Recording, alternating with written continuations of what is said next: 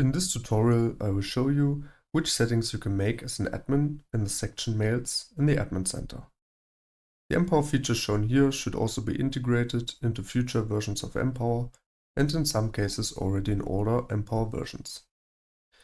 You can access the section Mails if you are a Mails customizing admin. In the section Mails, you will find settings regarding corporate design information specifically for emails. In total, 4 settings are available: font, font style, font size, and font color. To expand the drop-down menu, click on the arrow symbol that points down and then select an option.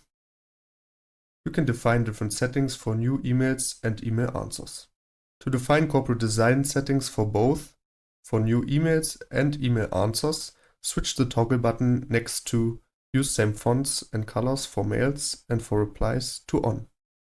To confirm your changes, click on the button Save. By default, there are always 4 font style options available. These options are independent of your design settings and are not adjustable. The available setting options for emails are taken from the design you created and assigned to the Mpower component for Outlook. For more information about the Admin Center, visit the Help Center and YouTube.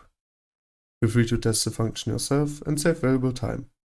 If you have any further questions, please feel free to contact us.